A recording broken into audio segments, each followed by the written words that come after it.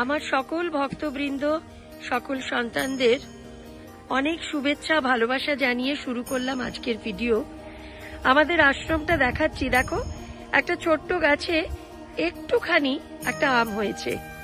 এদিকে দেখো জামরুল গাছটা ভর্তি জামরুল, কত সুন্দর সবুজ বনানী।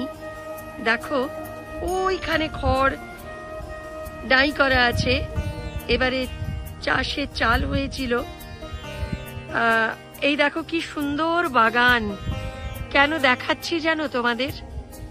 দেখাচ্ছি যে এই এত সুন্দর বনানী, এত সুন্দর সবুজ, এই প্রকৃতি যখন ভয়ঙ্কর হয়ে ওঠে তখন তার সঙ্গে পেরে ওঠা খুব মুশকিল।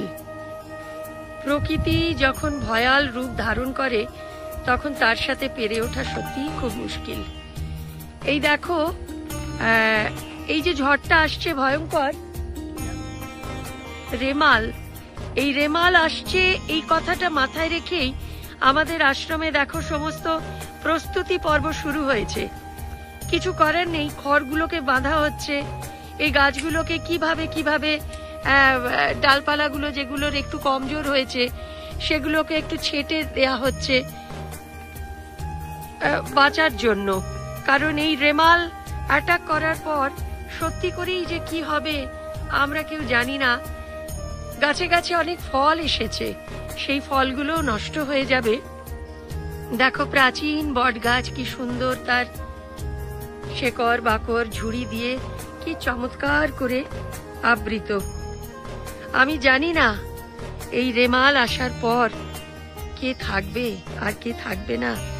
এখানে আমাদের প্রচুর কাঠ থাকে জানো, আমাদের তো কাঠের জালে রান্না হয়।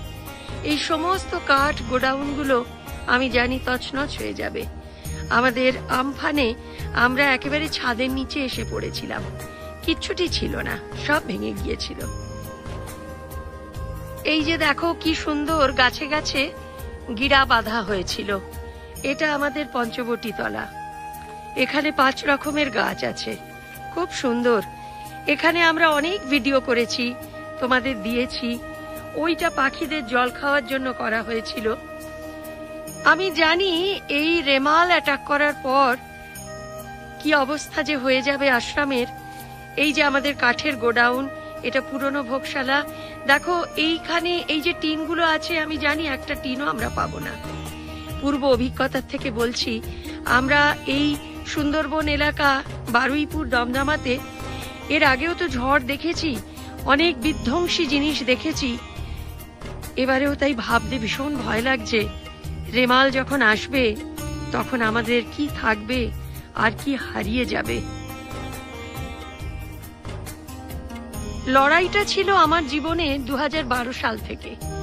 আমি যখন বালিগঞ্জের বাড়িতে একেবারে ল্যাভিশ লাইফ ছেড়ে প্রত্যন্ত গ্রামে এসেছিলাম আশ্রম করে একেবারে নির্বিকার জীবনযাপন করব বলে। এইটি হলো সেই মন্দিরের চাল। এখনো পাকা করতে পারিনি, এখনো টিনের চালই দেয়া আছে ট্রাস্ট করে। আমি জানি না এই রেমেলের অত্যাচারে আমরা কি দেখব। ভেতরটা দেখাচ্ছি তোমাদের। এই হলো আমাদের মন্দির, মন্দিরের এন্ট্রান্স। আর এই যে হারাকারটা দেখছো, আগে এখানে ছাগ বলি হতো, এখন কিন্তু সবজি বলি হয়। এই মন্দির আমপানের অত্যাচারে কি ভয়ঙ্কর হয়েছিল তোমাদের আর বলে বোঝানো যাবে না। আমরা উপরে চাদুয়া টানিয়ে রেখেছি, কিন্তু উপরটা দেখো টিন দেয়া।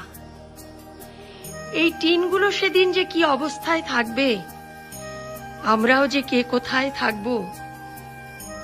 এই মন্দির, এই হচ্ছে আমার হোমের স্থান।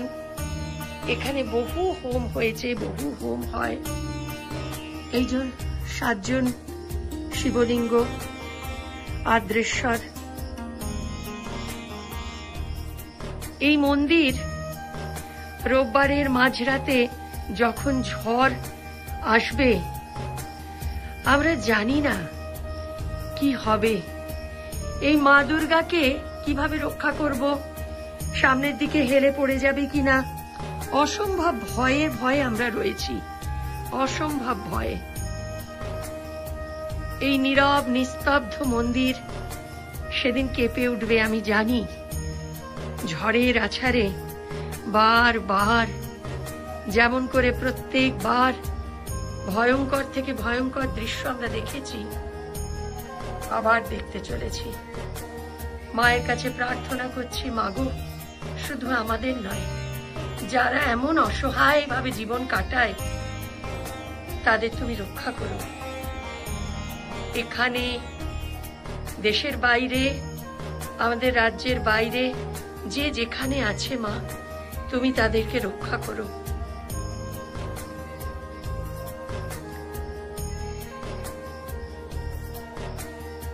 এটা হচ্ছে আমাদের জামরুল গাছ, আর ওটা হচ্ছে সবেদা গাছ।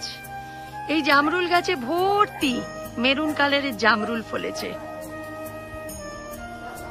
আমি জানি এই ঝড় 130 কিলোমিটার বেগে এই গাছটার ওপর দিয়ে যদি যায়, গাছটার ডাল পালা সব ভেঙে যাবে। এটা আমাদের একটা ছোট্ট কুটির। এই কুটিরটাতে আমরা বসে গল্প করি, সৎ কথা বলি। ভীষণ একটা মনোরম পরিবেশ, ভীষণ সুন্দর। তোমাদের দেখাই, তোমাদের নিয়ে যাচ্ছি আমাদের আশ্রমের থাকার একটা বাড়ি, যার নাম সমর্পণ। এইটি হচ্ছে দোলমঞ্চ। পেছনের যে গেরুয়া রঙের বাড়িটা দেখছো, ওটার নাম হলো উপহার। আমাদের আশ্রমের সেবায়েতরা এই বাড়িটার মধ্যে বসবাস করে। আর এই হচ্ছে আমাদের সমর্পণ। সমর্পণকে প্যাক করে রাখা হয়েছে। বিশ্বাস করো, প্রতিবার যখন ঝড় আসে আমরা যে কি ভয়ঙ্কর ভয়াল জিনিসগুলো দেখতে পাই, কলকাতায় বসে এই জিনিস আমরা কোনোদিন কল্পনা করতে পারিনি। যখন আয়লা হয়েছিল আমি তখন কলকাতার বাড়িতে, আমি দেখছি মানুষের বাড়ি ট্রান্সফরমার ভেঙে উড়ে যাচ্ছে, গাছের ডাল চলে যাচ্ছে। অনেক উঁচু একটা ফ্ল্যাটের মধ্যে বসে কাঁচের জানলা দিয়ে ওগুলো বসে বসে দেখেছিলাম, আর ইস আহারে আহারে এরম করেছিলাম। সুন্দরবনে মানুষরা বাস্তুবিটে হারা হয়ে গিয়েছিল। স্লাইড যখন দেখেছিলাম টিভিতে, ভীষণ মনের মধ্যে কষ্ট হয়েছিল। আর যখন আমি এখানে আশ্রম করলাম, তখন ঝড়ের আঘাতে প্রকৃতির দাপটে বারবার যখন ভেঙে পড়েছি, তখন মনে হয়েছিল সত্যি গরিব মানুষগুলো কত কষ্টে থাকে। আর এই বাড়িটা ওপরে চূড়া আছে, কিন্তু সবগুলো আমরা, বাড়িটা একটু সাবেকি ধরনের করা হয়েছে, সেই জন্য বাড়িটার সামনে কোনো গ্রিল নেই, কাঁচের শাটার নেই। তো আমরা প্লাস্টিক দিয়ে কভার করব ঝড়ের দিন। আমরা জানি না এই প্লাস্টিক কতটা কার্যকরী থাকবে। আমার তো মনে হয় না খুব একটা কার্যকরী থাকবে। 130 কিলোমিটার বেগে ঝড়, ওই প্লাস্টিক কোথা থেকে ছিঁড়ে চলে যাবে।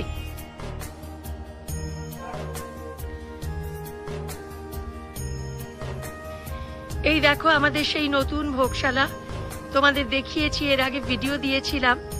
আর এই গাছের গুড়ি দিয়ে একটা চলার পথ তৈরি করেছিলাম, খুব সুন্দর। ভাবতেই ভীষণ খারাপ লাগছে যে এই পথটা কিন্তু আমি জানি নষ্ট হয়ে যাবে। 130 যদি ঝড় আসে আমাদের এখানে, এগুলোকে কি বাঁচাতে পারবো? আজকে তোমাদের এই ভিডিওটা দেওয়ার উদ্দেশ্য হলো,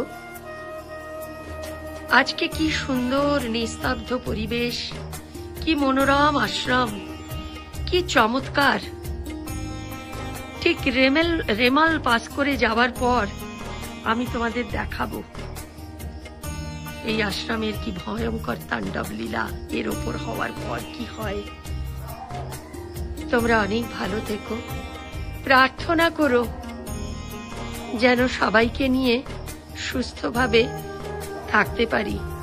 আশ্রমের পরিবারটা অনেক বড়, তো অনেক ছোট ছোট পশু পাখি, কুকুর বেড়াল, অনেক কিছু আছে।